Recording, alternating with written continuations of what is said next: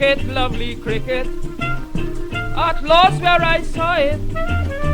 Cricket, lovely cricket, at last where I saw it. Well, I think we saw at Southampton yesterday that the World Championship final for Test cricket was well worth waiting for. And no play on the first day. We got a start yesterday. Rain played a big part, of course, once again. But we did have 64.4 overs and saw some wonderfully high-class cricket.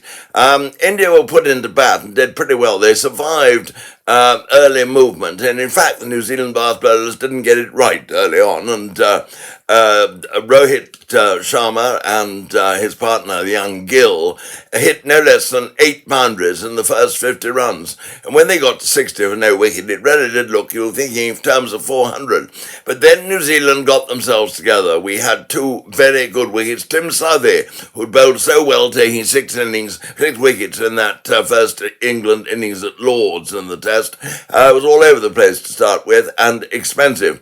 But he mended his ways in the slips where he dived to his right and took a low catch to get rid of Rohit Sharma when the score was 60 off the ever tight Kylie Jameson. And then 2 runs later, the other opening partner, Gill, he was caught behind off Neil Wagner's 3rd ball, which did just a little bit off the seam, and a slightly casual shot, I thought. It was an easy catch behind the stumps. And then Pujara took 51 minutes to get off the mark, and eventually got an edge to one which it was to Bolt, and he survived an appeal there, but then was plumb LBW moments later, and the appeal reviewed that one would have hit the stumps. So all was well. That made it 88 for 3 when Kohli was joined by Rahane. Kohli was batting very responsibly.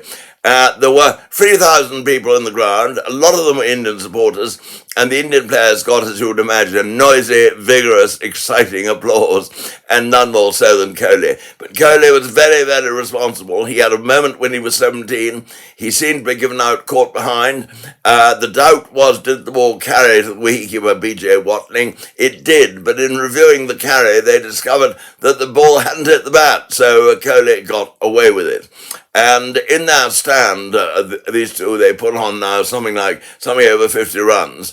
Rahane really has been rather more fluent of the two, with Kohli tied down, I think, with captaincy worries, which is not always his way, but I think he realises the importance of the game.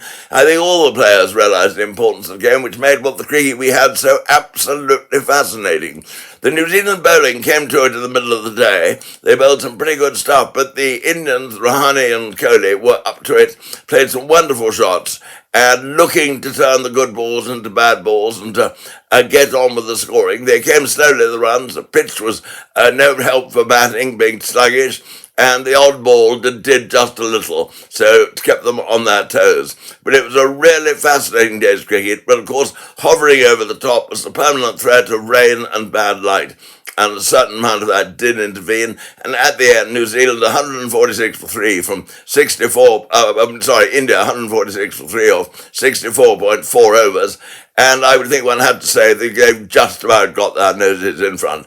But I got a feeling a clutter of wickets going to go down at any time, and who knows, I think the situation will change pretty constantly over the next few days.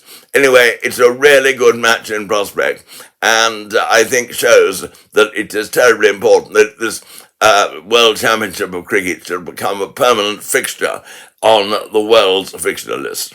Anyway, let's hope for more cricket today and less rain, and so that everything's back more or less to normal. Cricket, lovely cricket, at last where I saw it.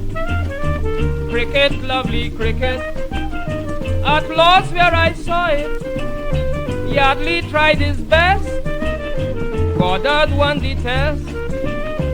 They gave the crowd plenty